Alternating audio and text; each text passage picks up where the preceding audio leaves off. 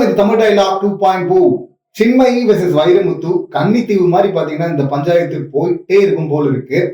இதுல யார் சொல்றது உண்மை, இவங்க தான் சரி, இந்த பக்கம் தான் சரி அப்படின்னு சொல்லிட்டு ஒவ்வொருத்தருக்கும் ஒரு பெர்ஸ்பெக்டிவ் இருக்கலாம். ஆனா ஃபேக்ட்ங்கிறது இங்க ஒன்னாதானே இருக்க முடியும். இங்க ஊடகங்கள் அதான் பண்ணுதா? ஊடகங்கள் நிறைய வந்துருச்சு, ஆனா உண்மை இருக்கா அப்படின்னா அது கேள்விக்குறியாதான் இருக்கு. மீ2 பஞ்சாயத்துல பாத்தீங்கன்னா வைரமுத்து மேல ஒரு கம்ப்ளைண்ட் வைக்கிறாங்க. மீட்டுங்கிறது இங்க ஆரம்பிச்சது இல்லைங்க, அது ஹாலிவுட்ல ஆரம்பிச்சு அப்படியே பாலிவுட் வந்து பாலிவுட்ல இருந்து இங்க கோலிவுட் வந்ததுங்க. மீட்டுனா என்னங்க, நேம் அண்ட் ஷேம் தாங்க மீட்டு. இதுக்கெல்லாம் ஆதாரம் எல்லாம் கேட்க கூடாதுங்க அப்படின்னு சொல்லிட்டு ஒண்ணு இருக்கு. இந்த மாதிரியான சுச்சுவேஷன்ல ஆதாரத்தெல்லாம் எடுக்க முடியுமா என்ன? அப்படியெல்லாம் எடுத்துட முடியுமா? அது எதிர்பார்க்காம நடக்கிறது தானே. அது எப்படி முன்கூட்டியே கணிக்க முடியும் அப்படின்லாம் இருக்கு. எஸ், ஆதாரத்தெல்லாம் எதிர்பார்க்க முடியாது, கேட்கவும் முடியாது. அங்க இது ஒர்க் அவுட் ஆச்சு, ஹாலிவுட்ல ஆக்ஷன்லாம் எடுத்தாங்க. இங்க பாலிவுட்ல சின்மயி தொடர்ந்து சொல்லுவாங்க. அப்போ ஆரம்ப காலத்துல சின்மயி பேசும்போதெல்லாம் எக்ஸாக்டா என்ன நடந்தது அப்படின்லாம் சொல்லவே மாட்டாங்க. அவங்க வந்து ஹாலிவுட் போயிடுவாங்க, அப்புறம் பாலிவுட் போயிடுவாங்க, எம்ஜே அக்பர் அப்படின்லாம் சொல்லிட்டு அந்த மாதிரியான விஷயங்கள் தான் சொல்லிட்டு இருப்பாங்க. கிளியரா இதுதான் நடந்துச்சு அப்படின்னு சொல்லிட்டு யாருக்குமே இப்ப வரையும் சின்மயை சப்போர்ட் பண்ற பல பேர் கூட தெரியாம இருக்கலாம். இது வந்து சுவிட்சர்லாந்துல தான் இந்த மாதிரி ஒரு அப்ரோச் நடந்தது அப்படின்னு சொல்லியிருந்தாங்க ஆரம்பத்துல. அப்போ ஒரு கேஸ்ல இந்த மாதிரி கொடுக்க போறோம்னா எல்லா எவிடன்ஸும் கொடுத்தானே ஆகணும் அப்படின்னா எஸ், கண்டிப்பா கொடுக்கணும். ஆனா பாஸ்போர்ட் அப்படிங்கிறது டிஜிட்டல் இந்தியால பாத்தீங்கன்னா அந்த பாஸ்போர்ட்டை தேடுறது, இல்ல போயிட்டு வந்ததுதான் அங்க நான் போயிருக்கிறேன் அப்படின்னு ஆதாரத்தை காட்டுறது, இதெல்லாம் அவ்வளவு கஷ்டமான விஷயமா?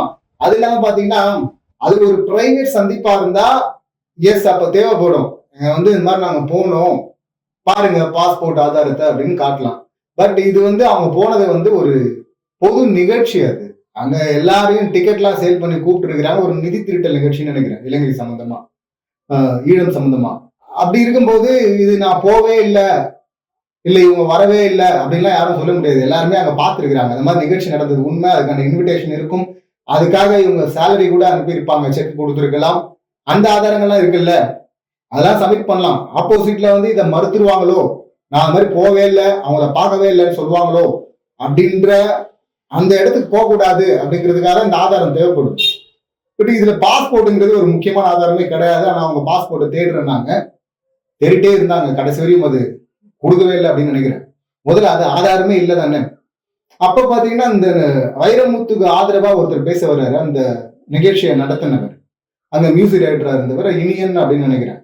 அவர் வந்து பேசும்போது அவர் வேற விதமான ஒரு குற்றச்சாட்டு எல்லாம் வைக்கிறாரு.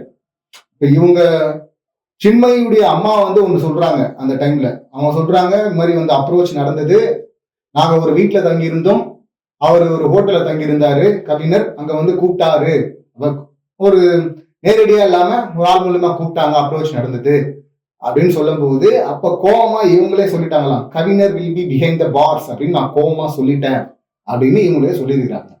ஸோ அங்க சந்திப்பே நடக்கல, அப்ரோச் நடந்தது அப்படிங்கிறது தான் எங்களுடைய குற்றச்சாட்டா இருந்தது ஆரம்பத்துல.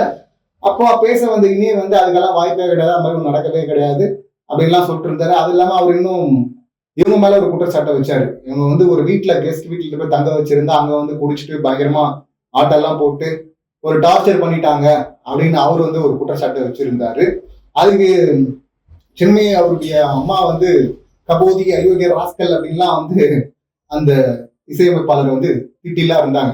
ஸோ முதல் குற்றச்சாட்டு சுவிட்சர்லாந்துல இந்த மாதிரி ஒரு அப்ரோச் நடந்தது அப்படிங்கிறது தான். அதுக்கு அப்புறமா இங்க சென்னையில பாத்தீங்கன்னா இந்த மாதிரி ஒரு நிகழ்ச்சி, அதுல வந்து சிஎம் நீதிபதிகள்லாம் கலந்துக்கிறாங்க, ஹை ப்ரொஃபைல் ஃபங்க்ஷன் அது. அதுல வந்து போல அப்படிங்கிறதுக்காக கோபமா கூப்பிட்டு திட்டினாரு, கழுத்தை பிடிச்சிட்டாரு, இல்ல கிட்ட வந்துட்டாரு, நான் பயந்து ஓடி வந்துட்டேன் அப்படின்னு தான் சின்மயி சொல்லியிருப்பாங்க. ஆனா சின்மயியுடைய அம்மா அவங்களுடைய வருஷன்ல சொல்லும் போது அவர் வந்து நெத்தியில முத்தம் கொடுத்துட்டாரு, ஏன் மாதிரி பண்ணீங்க அப்படின்னு சொல்லி கேட்டா என்ன சொல்லுவாரு, ஒரு அப்பா மாதிரி பண்ண அப்படின்னு சொல்லுவாரு அப்படின்னு இவங்க வருஷன்ல சொல்றாங்க. அந்த நிகழ்ச்சி நடந்ததா சொல்லப்படுற அந்த நேரத்திலே பாத்தீங்கன்னா அப்ப ஆரம்பத்துல சின்மயியுடைய அம்மா சொன்னது வந்து வேற. நான் கார்ல இருந்தேன், இவங்க உள்ள போனாங்க, அப்புறம் திடீர்னு ஒரு செருப்போட ஓடி வந்தாங்க, இன்னும் சிண்டர்லா மாதிரி ஓடி வர்ற அப்படின்னு நான் கேட்டேன்.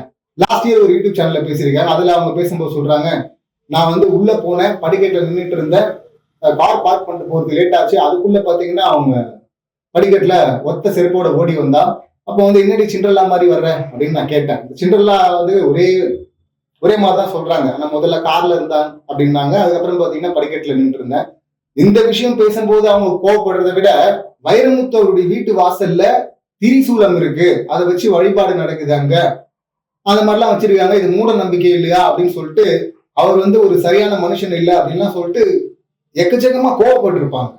இதுக்கு கோவப்பட வேண்டிய அவசியமே கிடையாது.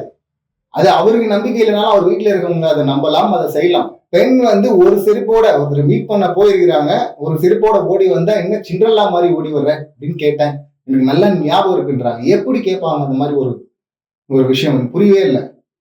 இப்போ எப்படி இருக்குன்னா அந்த சென்னை 28ல இதுல அதுக்கு அடுத்து ஒரு படம் வந்தது இல்ல, அதுல சீரியஸா சரண் வந்து உங்க வைஃப் போட்டோ வச்சுட்டு புலம்பிட்டு இருப்பாரு, ஃபீல் பண்ணி பேசிட்டு இருக்கும்போது பிரேம்ஜி வந்து கேட்பார்ல, சார் யார் சார் இந்த ஃபிகர் அப்படின்னு.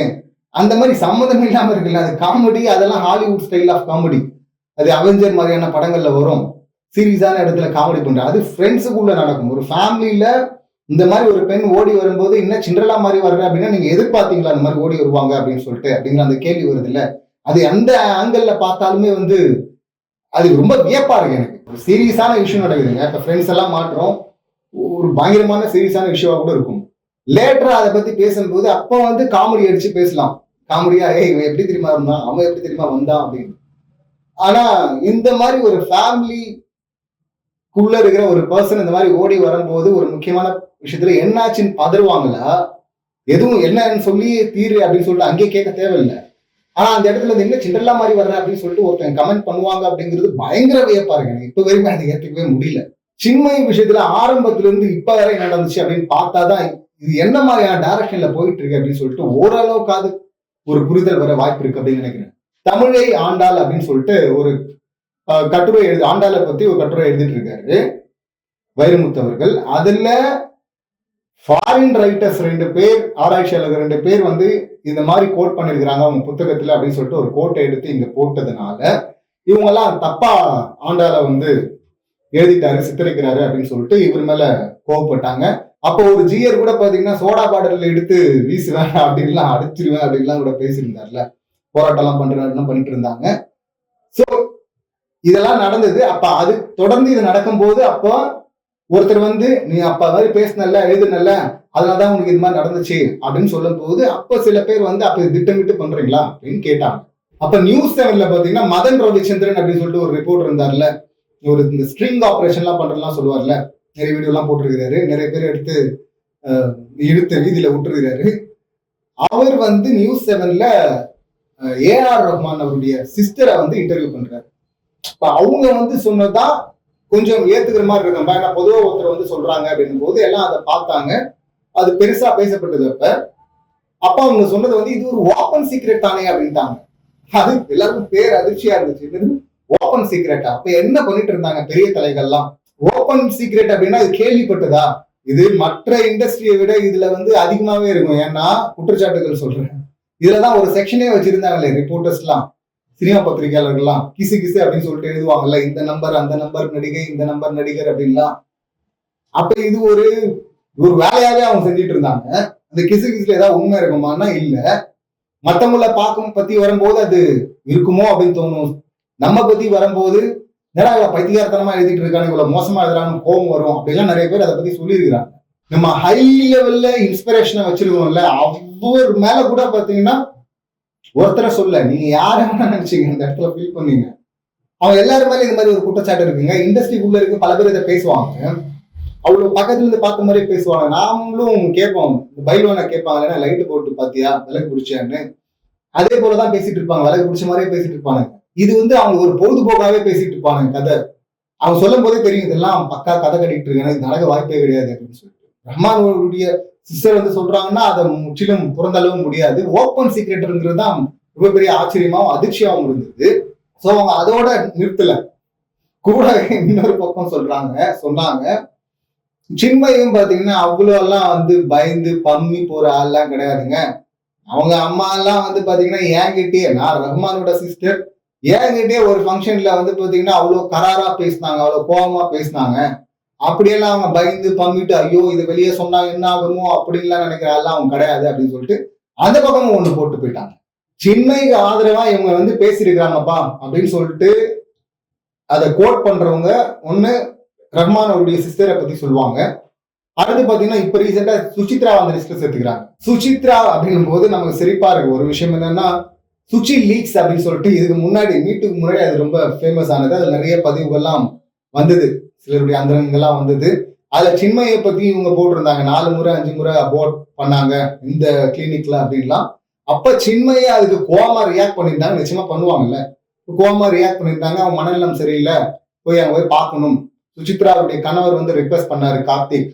ஸோ அதெல்லாம் போய் பார்க்கணும், டாக்டரை பார்க்கணும் அப்படின்லாம் அவங்க சொல்லியிருந்தாங்க. இல்லைன்னா கேஸ் கொடுத்துருப்போம், லீகலா போயிருப்போம், இந்த மாதிரிலாம் வந்து அவங்க பேசிட்டு இருக்காங்க. பரிதாபமா இருக்கு அவங்க பாக்குறதுக்கு அப்படின்லாம் இதே சின்மயி சுசித்ரா பத்தி கமெண்ட் பண்ணிருக்கிறாங்க. சின்மயி வைரமுத்து இந்த விஷயம் இப்படி சீரியஸா பேசப்பட்டதுன்னு பாத்தீங்கன்னா இப்ப சுசித்ரா வராங்க. சுசித்ரா வந்து வைரமுத்து பாத்தீங்கன்னா என்கிட்டயும் போன்ல அப்படியே வழிவாரு, உனக்கு கிஃப்ட் தரணும்னு கூப்பிட்டாரு, போனேன், பாட்டியை கூப்பிட்டு போனேன், அங்க போனா பாட்டி வருவாங்கன்னு எதிர்பார்க்கல, உடனே அவர் வந்து கிஃப்ட் தரீங்களே எங்க அப்படின்னு தரேன்னு சொன்னீங்களே எங்கன்னு கேட்க அவர் வந்து ஒரு ஷாம்பு பாட்டில் எடுத்து கொடுத்தாரு அப்படின்னு சொன்னதும் பாத்தீங்கன்னா ஷாம்பு முத்து அப்படின்னு சொல்லிட்டு அவர் ட்ரோல் பண்ண ஆரம்பிச்சிட்டாங்க. சுசித்ரா அவருடைய கணவர் கார்த்திக் பத்தியும் தனுஷ் பத்தியும் அவங்க தொடர்பு பத்தியும் அவங்க வந்து இந்த மாதிரி ஒரு டீம் இருக்கு, அவங்க இந்த மாதிரியான போதை வசெல்லாம் எடுத்துக்கிட்டு அவங்க நிறைய விஷயம் பண்ணிட்டாங்க. இன்ஃபேக்ட் அந்த சுச்சி லீக்ஸ் அப்படின்னு சொல்லிட்டு பண்ணதே அவங்க தான், பிராங்க் அப்படிங்கிற பேர்ல ஒண்ணு பண்ணிட்டாங்க அப்படின்லாம் வச்சாங்க. அதை எல்லாரும் ஏத்துக்கிட்டாங்களா? தனுஷ் மேல அந்த குற்றச்சாட்டை வச்சாங்களா, வைக்கிறாங்களா? இப்போ சுசித்ரா தனுஷ் பத்தி பொய் சொல்றாங்க அப்படின்னு சொல்லிட்டு அங்க ஒரு முடிவுக்கு வந்துடுறாங்க. அதோட மட்டும் இல்லாம சுசித்ரா கமல் சாருடைய ஃபங்க்ஷன்ல வெள்ளி தாம்பூல தட்டுல அங்க போதை வசெல்லாம் பரிமாறப்பட்டது அப்படின்னு சொல்றாங்க. அவர் விக்ரம் படத்துல அவர் அதுக்கு எதிராக தான் பேசுறாரு, அதுக்கு எதிராக ஒருத்தர் படம் பண்றாரு, கடைசியில அவரே எடுத்துட்டு போய் அதுக்குள்ள கோத்து விடுறாங்க. இப்ப இதுல ஊடகங்கள் நிலைப்பாடு என்ன? இப்ப சுசித்ரா கமல் சாரை பத்தி சொல்றது பொய், சுசித்ரா சின்மயை பத்தி சொன்னது பொய், சுசித்ரா தனுஷ் பத்தி சொன்னது பொய், சுசித்ரா வைரமுத்துவை பத்தி சொன்னது மட்டும் உண்மை அப்படின்னு சொல்லிட்டு எந்த விதத்துல முடிவுக்கு வர முடியும்? ஒருத்தர் சொல்ற ஒரு 4 விஷயத்துல 3 விஷயம் போயிருந்தா அந்த ஒரு விஷயம் மட்டும் எப்படி உண்மையா இருக்க முடியும்? அப்படி எடுத்துப்பாங்களா என்ன? ஒரு கோர்ட் ஒருத்தர் விசாரிக்குது அப்படின்னாலும், ஒரு சாட்சியை விசாரிக்குது அப்படின்னாலும், போன இதுலயே அவர் பொய் சாட்சி சொல்லியிருக்காரு அப்படின்னு சொல்லிட்டு ப்ரூவ் பண்ணா அந்த சாட்சி ஏத்துப்பாங்களா? இவங்க பயங்கரமா பேசணும் அப்படின்னா சுசித்ரா அதுக்கு அப்புறம் வச்ச குற்றச்சாட்டுகள் தானே பெருசு, அதை பத்தில பேசணும் ஊடகங்கள். ஆனா ஊடகங்கள் அதெல்லாம் எடுத்துக்கிச்சா? அதெல்லாம் தூக்கி ஓரமா வச்சிருச்சு. உண்மையா இருந்தா எல்லாமே உண்மையா இருக்கணும், பொய்னா எல்லாமே பொய் தானே. சோ அப்ப செலக்டிவா எடுத்துப்பாங்களா அப்படின்னா மக்கள், பாமர மக்கள் அவங்க எடுத்துட்டு போட்டோம், அவங்களுக்கு எது கம்ஃபர்டா இருக்கு எடுத்துட்டு போட்டோம். பட் ஊடகங்கள் என்ன பண்ணிட்டு இருக்கு? ஊடகத்தில் இருக்குங்க இவ்வளவு பெரிய அலிகேஷன் வைக்கிறீங்களா அப்படின்னு சொல்லிட்டு ஸ்ட்ராங்கா கொஸ்டின் பண்ணிருக்கணும்ல. அதுக்கப்புறமா தான் அந்த கம்பெனிக்கு அப்புறமா தான் திருமணத்துக்கு கூப்பிட்டாங்க, அங்க வந்து துள்ளி குதிச்சாங்க, அதுக்கப்புறம் காலில் விழுந்தாங்க, ஆசீர்வாதம் வாங்கினாங்க. அந்த ஃபேஸ்ல அந்த கொஞ்சம் கூட அந்த அருவறுப்போ இப்ப இருக்கிற அருவறுப்பு எல்லாம் காணுமே அப்போ அப்படின்னா இண்டஸ்ட்ரி அழுத்தம் இருக்குல்ல அப்படின்றாங்க. அதே போல இதுக்கு முன்னாடி போட்ட பதிவு எல்லாம் போடுறீங்களாங்க, நீங்களா வந்து தானே போட்டீங்க நேஷனல் அவார்டு வாங்கும் போதெல்லாம் அப்படின்னா அதுக்கும் ஒரு இண்டஸ்ட்ரி அழுத்தம் அப்படின்னு சொல்லிட்டு அவங்க சொன்னாலும் சொல்லுவாங்க. லேட்டா ஏன் சொன்னீங்க அப்படின்னு கூட நம்ம கேட்க வரல, அது சில பேருடைய கேள்வியா இருக்கு. சரி, அது கூட அவங்க சொல்றது இண்டஸ்ட்ரி அழுத்தமா கூட இருந்திருக்கலாம், அதை அப்படி விட்டுருவோம். சொல்லணும்னா என்ன ஆகும்? அவருடைய பாடல்கள்லாம் பாடி இருக்கிறோம், அப்படி இருக்கும்போது விஷ் பண்ணியே ஆகணுமே. இத்தனை வருஷம் பேன் பண்ணது காரணம் அவரு தான் அப்படின்னு சொல்லிட்டு எடுத்துட்டு வராங்க. ராதா ரவி அவர் மேலேயும் கம்ப்ளைண்ட் வைக்கப்படுது. ராதா ரவி வந்து ஒரு படத்துல இந்த ஆட்டோ கண்ணாடி திருப்பாங்கல்ல, பக்கத்து ஆட்டோ கண்ணாடி திருப்பினா இந்த ஆட்டோ ஓடுன்னு, அந்த மாதிரி இருக்கு. ராதா ரவி வந்து அவரு டப்பிங் யூனியன்ல தலைவரா இருந்தார். மியூசிக் யூனியன்ல வந்து எப்படி பேன் பண்ண முடியும்? இப்ப ஒரு 2-3 டைரக்டர்ஸ் எல்லாம் நடுவுல இவங்க பேன் பண்ணதா சொல்லப்பட்ட அந்த காலகட்டத்திலயும் ஒரு சில படங்கள்லாம் ஒர்க் பண்ணிருக்காங்க, தமிழ்ல டப் பண்ணிருக்காங்க, அதெல்லாம் வெளியே வந்திருக்கு. அது இவங்களும் சொல்றாங்க, லோகேஷ்லாம் பாத்துக்கலாம் மேடம் அப்படின்லாம் சொன்னாரு அப்படின்லாம். அது இப்போ 96 டைரக்டர் பிரேம் அவர் படத்துல கூட பாடி இருக்காங்கன்னு நினைக்கிறேன் முன்னாடி. சோ அப்பெல்லாம் பேன் பண்ணலையே. அதுவும் வந்து டப்பிங் யூனியன்ல பிரச்சனை இருந்தது. எஸ், அங்க 2 டீமா இருந்தாங்க, இவங்க ஆப்போசிட் டீம்ல போய் நின்றுட்டு அவங்களை எதிர்க்கும் போது சண்டா கட்டல அப்படிங்கறத ஒரு காரணமா வச்சு இவங்களை வந்து விலக்கினாங்க. அது கேஸ் நடந்துட்டு இருக்கு அப்படின்னு நினைக்கிறேன். அது வந்து அங்க டப்பிங் யூனியன்ல மட்டும் இல்ல, நடிகர் சங்கத்திலும் இதே போல நடந்துச்சு. இப்ப இன்னொரு டீம் வரும்போது எலெக்ஷன் டைம்ல அந்த ஓட்டெல்லாம் செல்லாது, இவங்க சந்தா கட்டலன்னு சொல்லி தூக்கிட்டாங்க, இதெல்லாம் ஒரு அமௌண்ட், அதெல்லாம் நாங்க கட்ட மாட்டோமா அப்படின்லாம் நிறைய பேர் சொல்லியிருக்காங்க. இது காலங்காலமா நடக்கிறது தான். இது 2 டீமா இருக்கும்போது ஆப்போசிட் டீம் இப்படிதான் பண்ணிருக்கு. இவங்களே சொல்றாங்க, சமீபமா அவங்க பேசும்போது இப்போ 1 மாசத்துல வந்த ஒர்க் பாத்தீங்கன்னா இப்ப 1 வருஷத்துல பண்ண வேண்டியிருக்கு.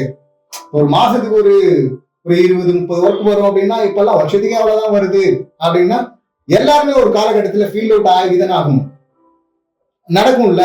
எல்லாருக்குமே எப்பவுமே எல்லாருமே பூம்ல இருக்க முடியாது இல்ல. வைரமுத்துக்கே நடந்திருக்குல்ல.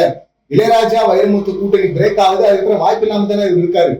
இவரா ஒரு மியூசிக் ரைட்டர் உருவாக்கணும் புதுசா அப்படின்னு சொல்லிட்டு தேடி அலைகிறாரு அப்படின்லாம் சொல்லியிருப்பாங்க. அந்த காலகட்டத்துல அமைஞ்சதுதான் மணிரத்னம், ரகுமான், வைரமுத்து இந்த காம்பினேஷன்.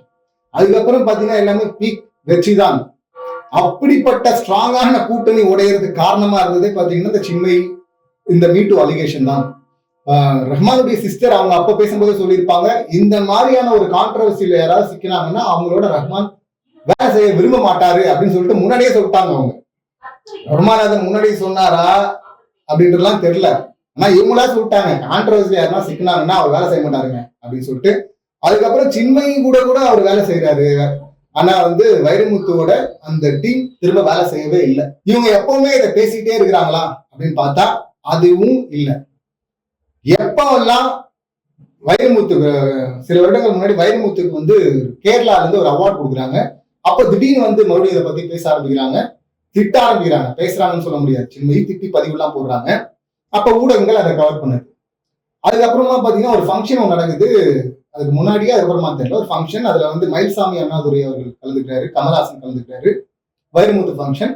அதுல கலந்துகிட்டவங்க மேல எல்லாம் குடிச்சாட்ட வைக்கிற மாதிரி இவங்க திட்டுறாங்க, அவங்களையும் கோத்து விட்டு திட்டுறாங்க. அதையும் ஊடகங்கள் கவர் பண்ணுது. இப்ப திரும்பவும் ஏதோ ஒரு பதிவு நேரம் போட்டிருப்பாங்க அப்படின்னு நினைக்கிறேன், ஐ மீன் திட்டிருப்பாங்கன்னு நினைக்கிறேன்.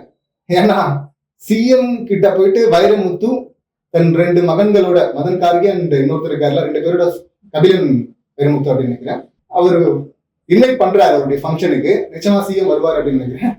சோ இது இன்வைட் பண்ண புகைப்படம் வந்துருச்சு இல்ல, உடனே நேரம் சின்மை பதிவு போட்டிருப்பாங்க, திட்டிருப்பாங்க. அதையும் ஊடகங்கள் எடுத்து கவர் பண்ண ஆரம்பிச்சு. எனக்கு என்ன ஆச்சரியமா இருந்தா, சமீபத்துல அவங்க கங்கை அமரனோட பேசும்போது அவர் பேசுறதுக்கெல்லாம் வருவோம், அவர் சப்போர்ட்டா ஆதரவா நிக்கிறாராம். இது முன்னாடி தமிழை ஆண்டான்னு சொல்லிட்டு அந்த கட்டுரை, அதுக்கப்புறமா பஞ்சாயத்து வெள்ளகரம் எல்லாம் சோ அதுக்காக பழிவாங்க, அரசியல் பழிவாங்கலான்னு பேசும்போது அதை தொடர்ந்து ஒரு மகளிர் தின கொண்டாட்டம் நடக்குது. அதுல பிஜேபி நடத்துற ஒரு தமிழிசை சவுந்தரராஜன் இருப்பாங்க, அந்த டீமோட போயிட்டு சின்மை இருப்பாங்க. அதுல ஒரு போட்டோ எடுத்திருப்பாங்க. அந்த போட்டோ எப்பவும் இருக்கும் அப்படின்னு நினைக்கிறேன் நெட்ல. அந்த போட்டோல பாத்தீங்கன்னா முகம் பெருகி போயிருக்கும், சின்மை முகம். ஐயோ இங்க நீங்க வேற ஏன்டா சொல்றீங்க, இதெல்லாம் வெளியே வந்துச்சுன்னா என்ன பேசுவாங்க அப்படின்னு பதட்டத்துல இருக்கிற மாதிரியே இருப்பாங்க. அந்த போட்டோவெல்லாம் வந்திருக்கு. சோ அப்ப அந்த டீம் தான் பண்ணுச்சா? இப்ப கங்கை அமரன் கூட சொல்றாரு, வானதி சீனிவாசன் அவர்கள் இருக்காங்க, தேசிய மகளிர் ஆணையத்தில் இருக்கிறாங்க, புஷ்பும் இருந்தாங்க, இவங்க இருக்கிறாங்க. சரி, அங்க ஒன்றியத்துல வீராங்கனைகள்லாம் ரோட்ல இறங்கி போராடினாங்க, இங்க இந்த ஒரு பிரச்சனை இருக்கு அப்படின்னு சொல்லிட்டு. அப்பெல்லாம் அந்த ஆணையம் என்ன பண்ணிட்டு இருந்து அப்படின்னு அவர்கிட்ட கேட்கணும். அது அரசியல் சார்ந்த கேள்வி இல்ல, இன்னமும் அவ்வளோ பியூரா பொலிட்டிக்கலா அவர் பேசுறாராம். அது ஒரு செம காமெடியான அவர் பேசுனதுலாம் வச்சுங்களேன். அதுல அவரு எக்ஸ்ட்ரீமா போயிட்டு ஒரு பாட்டை எடுத்துட்டு வர்றாரு, அந்தி மழை பொழிகிறது ஒவ்வொரு துளியிலும் உன்முகம் தெரிகிறது. அவனே பார்வை ஒரு மாற்றுத்திறனாளி, அவனுக்கு போய் முகம்லாம் தெரியுதான். இன்னுமா நீ அவர் எவ்வளவு புனிதர், அவரை போய் நீ குறை சொல்றியமா, என் நண்பனை சொல்றியமா, இதை சொல்றியமா, நக்கல அவர் புரிய அந்த பாணியில சொல்றாரு. நக்கலர்ஸ் கூட போங்க, என்ன இந்த லிரிக் எடுத்துட்டு வருது, நீங்க செந்தூர பூவேன்னு எழுதுறீங்களே, செந்தூர பூ எங்க இருக்கு, அதை பத்தி கேட்டா அப்படியே விட்டுவார், மாத்தி அந்த பல்ட்டி அடிப்பார், குட்டிக்கரன் அடிப்பார். கங்கை அமரன் குட்டிக்கரன் தான் சொல்லணும். அங்க நான் எவ்வளவு சூப்பரா எழுதுறது தெரியுமா, அந்த கேள்வி யாருக்குமே வரல தெரியுமா. ஒரு கவிஞர் எழுதுற லிரிக் எடுத்துட்டு நீங்க பேசுவீங்களா, அதுல தப்பு கண்டுபிடிச்சாராம் இந்த புலவர். அதுல அவ்வளவு நக்கல் ஐயாண்டியோட நான் சொன்னேன், ஆனா அவங்க அம்மா வேணாம்னு சொல்லிட்டு சப்போர்ட் பண்ணல, எல்லாம் நாங்க ஆக்ஷன்லாம் எடுத்துருப்போம் அப்படின்லாம் வேற சொல்லிட்டு இருக்காரு. நல்ல கவிஞர் வைரமுத்து, நல்ல மனிதன் கிடையாது அப்படிங்கிறாரு. அது தெரியல இப்பவும் நம்ம ஷோரா. நல்ல இந்த வார்த்தையை இப்பதான் சொல்றாரா கங்கை பண்ணா கிடையாது. இதுக்கு முன்னாடி வைரமுத்து விசஸ் இளையராஜா அப்படின்னு சொல்லிட்டு ஒரு பஞ்சாயத்து ஒண்ணு, அது ஸ்ட்ரெயிட்டா வராம அவர் நாடான்னா மியூசிக் தாங்க எல்லாமே, எதுனா லிரிக் என்னன்னு சொல்லிட்டு லிரிக்க நக்கலா ஒரு ஏளனமா லிரிக்க சொல்றது.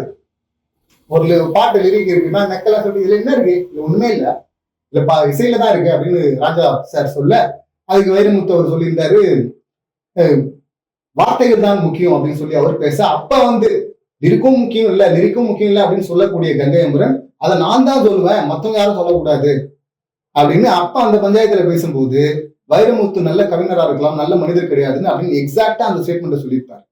அங்க சொன்னதுக்கும் போது அது வேற அர்த்தம், பட் இங்க சின்மை விவகாரத்துல வந்து சொல்லும் போது அது வேற அர்த்தம் இல்ல. நீங்க வழக்கமா சொல்ற அந்த வார்த்தை வந்துருச்சா, இல்லைன்னா நீங்க அதான் மீன் பண்றீங்களா? இதான் மீன் பண்றீங்க அப்படின்னும் போது இப்ப இன்னும் சில பேர் பதிவெல்லாம் கூட எடுத்து போட்டிருந்தாங்க. சோனா அப்படின்னு சொல்லிட்டு ஒரு ஆக்ட்ரஸ் இருந்தாங்கல்ல, அவங்க வந்து ஏற்கனவே வெங்கட் பிரபு அண்ட் டீம் மேல வந்து ஒரு கம்ப்ளைண்ட் வச்சிருந்தாங்க. அது அதுக்கப்புறம் ஊத்தி மூடப்பட்டது. ஒரு வாரம் அது வந்துச்சு, ஹாட்டா பேசப்பட்டது. அந்த டைம்ல ஒரு பார்ட்டியில வந்து நடந்த ஒரு விஷயம். அதுக்கப்புறம் அதை மூட்டாங்க. அப்ப இதுக்கு என்ன சொல்றீங்கோ, இதுக்கும் கம்ப்ளைண்ட் கொடுத்துடலாமா அப்படின்னு சொல்லிட்டு நம்ம கேட்கல, முன்னாடியே ட்விட்டர்ல எல்லாம் டேக் பண்ணிலாம் இதெல்லாம் கேட்டு இருந்தாங்க கங்கையம்பரன் கிட்ட. ஸோ இவங்க ஸ்டாண்ட் இருக்குல்ல, இது கூட இல்லாம இன்னும் டைரக்டர் அப்படின்னு சொல்லிட்டு ஒரு கெட்டவன் டைரக்டர்னு ஒரு ஆள், அவர் வந்து அந்த ஆளு வேற ஒரு கதையெல்லாம் பேசுகிறாரு. அவர் கிரியேட்டிவா காட்ட ஆரம்பிச்சுதான் நினைக்கிறேன். ஸோ இந்த மாதிரி பாத்தீங்கன்னா ஒருத்தர் வந்து பேசுறாங்கன்னா இது கரெக்டா இருக்கும் அப்படின்னு நம்ம எடுத்துக்கலாம் அப்படின்னு பார்த்தா அதுக்கு பின்னாடி போனா அது வேற வேற வேற எங்கேயோ போயிட்டு இருக்கு. ஸோ இதெல்லாம் எதுக்கு சொல்றோம், வைரமுத்து நல்லவர் அப்படின்றதுக்காக பேசுறோமா? கிடையாது. இன்னும் இங்க இருந்து வரல, இங்க இருந்து பதில் ஏன் வரல? சுசி கணேசன், தியாகராஜன் அவங்க எல்லாம் வந்து நான் கேஸ் கொடுப்பேன் அப்படின்னு வந்தாங்க. நான் இவர் ஏன் பேசவே மாட்டேங்கிறாரு அப்படின்னு அந்த கேள்வியை நம்ம இங்க வைக்கலாம். ஆனா அதனாலேயே ஒருத்தர் பேசிக்கிட்டே இருக்கிறாங்க, பேசிட்டே இருக்கிறதுல அமைதியை பார்த்துக்கிட்டே இருக்கிறோம். ஒரு கட்டத்துல எங்கேயோ தப்பா இருக்கிற மாதிரி இருக்கு அப்படின்னு டவுட் வரும்போது அந்த கேள்வி இங்க வச்சுதானே ஆகணும் பேசுறவங்க மேல. அது வைக்கவே கூடாதுன்னு சொல்ல முடியாது இல்ல. அப்ப நம்ம இங்க ஏன் வந்து நீங்க டிஃபர்மேஷன் கேஸ் போடல அப்படின்னு சொல்லிட்டு கேட்கலாம். இல்ல எதுக்கு ஏன் கம்ப்ளைண்ட் பண்ணல, எதுக்கு ஏன் பேசணும்னு கேட்கலாம் வைரமுத்துவ. ஆனா அதே நேரத்துல இங்க பேசிட்டே இருக்கவங்க மாத்தி பேசும்போது அதை கேட்டுதானே ஆகணும். வைரமுத்துவ பத்தி இங்க பேசுறீங்க, உங்க ஃபேன்ஸ் மீட்டு பேசுறீங்க, கேள்வி கேட்கப்படுது, கங்கையம்பரன் சப்போர்ட் பண்ணி பேசுறாரு. சார் இங்க பக்கத்துல தான் சார் சிஎம் வீடு இருக்கு அப்படின்னு சொல்ல வேண்டிய அவசியம் என்ன இருக்கு? அரெஸ்ட் பண்றாங்க, அரெஸ்ட் பண்றவங்க பண்ணிட்டாங்க உடனே அவரும். இது எப்படி பாருங்க, ஒரு பாதிக்கப்பட்டவங்க இந்த சிஎம் ஆவது ஆக்ஷன் எடுக்கணும்னு சொல்லணும், அப்படிதான் சொல்லுவாங்க. சம்பந்தமே இல்லாம சிஎம் போய் சொரிய வேண்டிய அவசியம் என்ன இருக்கு? என்ன சொல்றது, ஒரு பவர்லெஸ்ஸா இருக்கிற ஒரு ஆள் மாதிரி தெரியலையே, போய் சீன்றாங்கல்ல சிஎம் போயிட்டு. சிஎம்க்கு இதுக்கு என்ன சம்பந்தம் இருக்கு? கடந்த 10 ஆண்டுகள்ல இவங்க கம்ப்ளைண்ட் வைக்கும் போது ஆட்சியில் இருந்தது வேற, இப்ப எதிர்கட்சியா இருக்கிற கட்சி. அப்படி இருக்கும்போது இவங்க எதிர்கட்சியில இருந்தாங்க. அப்ப இவங்க ஆளுங்கட்சியா இருந்தா கூட அவங்க இன்ஃபுளுன்ஸ்ல வந்து தடுத்துட்டாங்க, எங்களால போய் அந்த கேஸ் எடுக்க முடியல, எடுக்க விடாம பண்ணிட்டாங்கன்னு ஏதாவது கதை சொல்லலாம். இதுல இவங்க கம்ப்ளைண்ட் வச்சது, இவங்க க்ளோஸா இருந்தது, இவங்க பெருமையா பேசினதெல்லாம் மேடம் ஜெயலலிதா பத்தி தான் பேசிருக்கிறாங்க சின்மயி. அந்த காலத்துல அவங்க ஆட்சியில இந்த மாதிரி ஒரு கம்ப்ளைண்ட் எடுத்து வைக்கிறாங்க. அப்படி இருக்கும்போது ஈஸியா உள்ள போட்டிருக்கலாமே. இல்ல யார் தடுத்தது? எதிர்கட்சியா இருக்கணும்னு தடுத்துட்டாங்களா? இது நம்புற மாதிரியா இருக்கு. இப்பதான் அவங்க ஆட்சிக்கே வந்திருக்கிறாங்க 10 வருஷம் கழிச்சு. அவங்கள போட்டு சொருகிறது, பக்கத்துல தான் சிஎம் வீடு இருக்கு அப்படின்னா என்ன? பாதிக்கப்படும் யாரா போய் சிஎம் இப்படி போய் சொறிவாங்களா? இது தேவையில்லாதானே இது. அப்ப உங்களுடைய இன்டென்ஷன் என்ன அப்படின்னு சொல்லிட்டு அந்த கேள்வி நமக்கு வருது இல்ல. இவ்வளவு ஏங்க ஆதாரம், ஆடியோ ஆதாரம் இருக்கு அப்படின்னு சொல்லிட்டு சின்மயி ஒரு பதிவை போட்டிருக்கிறாங்க. எனக்கு என்ன இந்த ஊடகங்கள்லாம் பார்க்கும்போது காமெடியா தெரியுதுன்னா, ஏன்னா அந்த கேள்வி ஒருத்தன் கூட கேட்க மாட்டேங்க. ஃபேன்ஸ் மீட்டிங் நடத்துறேங்க, அந்த ஒரு பெண் வந்துட்டு ஆங்கர் வந்துட்டு அப்படியே ரொம்ப உங்கள் மேலேயே வந்து இல்ல ஜேம்ஸ் வசந்தன் அவர் வேற வந்து இங்க வந்து பாதிக்கப்பட்டவருக்கு மேலேயே பழி சொல்றாரு. அதெல்லாம் இருக்கட்டும், எப்ப சொன்னாங்க, யார் சொன்னாங்க பாதிக்கப்பட்டவங்க மேலேயே பழிய? எடுத்தோடனே கம்ப்ளைண்ட் வச்சோடனே வந்து எல்லாரும் வந்து வைரமுத்துக்காக நின்ட்டாங்களா? நிக்கலையே. எப்ப நின்று இருக்கிறாங்க? யாரும் நிக்கவும் போறது இல்ல. நீங்க சொல்றத கரெக்டா சொல்லுங்க, சரியா சொல்லுங்க, அதுல ஸ்டாண்ட் பண்ணுங்க அப்படின்னு தான் சொல்றோம். இத்தனை வருடங்கள் கழித்து, அதுவும் ஆண்டாள் விஷயத்துல இப்படி பேசுனதுக்காக தான் இது நடந்துச்சு அப்படின்னு சொல்லி ஒருத்தர் பேசுற வரை யாரும் வந்து நிக்கலையே. இது பொலிட்டிக்கல் இன்டென்ஷன் இருக்கான்னு பாருங்க அப்படின்னு சொல்லிட்டு யாரும் பேசலையே. அப்படி இருக்கும்போது ஒருத்தர் மேல பாருங்க எப்படி வந்து ஒருத்தரை கட்டம் கட்டிட்டாங்க அநியாயமா அப்படின்னு சொல்லிட்டு இவங்க எல்லாம் வந்து ஒரு ப்ரொஜெக்ஷன் எடுத்துட்டு வராங்க மக்கள் மத்தியில். அதுவும் பிக் பாஸ்ல இவர் பண்ணுவார், உருட்டு வரல ஜேம்ஸ் வசந்தன், அதே போலதான் உருட்டிட்டு இருக்காரு சம்பந்தம் இல்லாம. இப்ப வந்து நான் வாய்ப்பு கொடுப்பேன் சின்மயிக்கு, நான் வாய்ப்பு கொடுப்பேன் என்று இவரு சொல்றதோ இன்னொருத்தர் சொல்றதோ ஏய், இதுக்கு முன்னாடி வாய்ப்பு கொடுக்காதீங்கன்னு யார் சொன்னது உங்களுக்கு? சொல்லுங்க. யாரோ ஒருத்தர் சொல்லி கொடுக்காம இருந்து இப்ப வந்து நீங்க புரட்சி பண்ண வரீங்களா? உங்களை யார் வாய்ப்பு கொடுக்க வேணான்னு தடுத்து வச்சிருந்தது? இப்ப அதை சொல்லுங்க. அவ்வளவு தைரியமான ஆளுங்க தானே நீங்க, சொல்லுங்களா பாப்போம். யார் தடுத்து வச்சிருந்து இப்ப அப்படியே உடைச்சிட்டு புரட்சியாளர் மாதிரி வந்து வாய்ப்பு நான் தான் கொடுப்பேன், நான் தான் தலைகீழா குதிப்பேன் அப்படின்லாம் சொல்றீங்க. இவ்வளவு பேசுற அந்த சின்மயி திடீர்னு ஒரு கட்டத்துல பேசினாங்க. அந்த அவார்டு கொடுத்த சமயம் அப்படின்னு நினைக்கிறேன், கேரளா அவார்டு கொடுத்த சமயம் நினைக்கிறேன். அப்ப வந்து பேசும்போது ஒரு ஆடியோ ஆதாரம் இருக்கு, எடுத்து விட்டன்னா கவிஞர் காலி அப்படின்லாம் சொல்லியிருப்பாங்க சென்னை. சோ அது வரையும் ஒரு குழப்பத்தில் தான் பாக்குறோம். இவங்க சொல்றது கரெக்டா, இவங்க சொல்றது வைரமுத்தோட விடுங்க, இந்த பக்கம் மதன் கார்கி, இந்த பக்கம் சின்மயி, இப்ப யார் சொல்றதை பாக்குறது நம்ம அப்படின்னு சொல்லிட்டு பார்த்துட்டு இருக்கோம்ல என்ன மாதிரி ஆட்கள். இப்ப திடீர்னு ஒண்ணு ஒரு போஸ்ட் போடுறாங்க, ஆடியோ ஆதாரம் இருக்கு எடுத்து விட்டனா காலி அப்படின்றாங்க. அப்ப வந்து ஒரு கேட்போம்ல, அம்மா இதுக்காகமா காத்துட்டு இருக்கிறோம், யார் சொல்றது சரி யார் சொல்றது தப்பு அப்படின்னா குழப்பத்தில் இருக்கிறோம். இந்த ஆதாரத்தை மட்டும் வெளியே விடுங்க, விட்டா ஒட்டுமொத்த கூட்டமா வந்து உங்க பக்கத்துல நின்றோம்ல, தப்பு பண்ணவரை போட்டு அடிக்கும்ல, அப்ப ஆதாரத்தை வெளியிடுங்க அப்படின்னு சொல்லிட்டு கேட்டா உடனே பிளாக் பண்ணிடுறாங்க. ஏன் பதட்டப்பட்டு பிளாக் பண்ணும்? அதுக்கு கீழே பார்த்தீங்கன்னா ஏகப்பட்ட கமெண்ட் உங்களை சப்போர்ட் பண்ணி வருது. ஆமா, அவங்கள வந்து நீங்க உண்டு இல்லாம பண்ணணும், இது பண்ணணும், அதை பண்ணணும், உங்களுக்கு ஆதரவா நாங்க நிற்கிறோம் வர கமெண்ட் எல்லாம் விட்டுறாங்க. இதனாலதான் நான் குழப்பத்துல இருக்கும். நீங்க இந்த ஆதாரத்தை வெளியிட்டீங்கன்னா இந்த குழப்பமே இல்லாம போயிடும்ல, ஒட்டுமொத்த மக்கள் உங்க பக்கம் வந்துருவாங்கல்ல அப்படின்னு சொல்லிட்டு நார்மலா கேட்கப்பட்ட கேள்விக்கு ஓடி வந்து பிளாக் பண்றீங்க அப்படின்னா உங்க இன்டென்ஷன் என்ன? இந்த பார்வையே வரக்கூடாது. அதாவது ஒரு படத்துல வரும்ல, என்னால முடியும், பண்ண முடியும், ஆனா நான் பண்ண மாட்டேன் அப்படின்னு.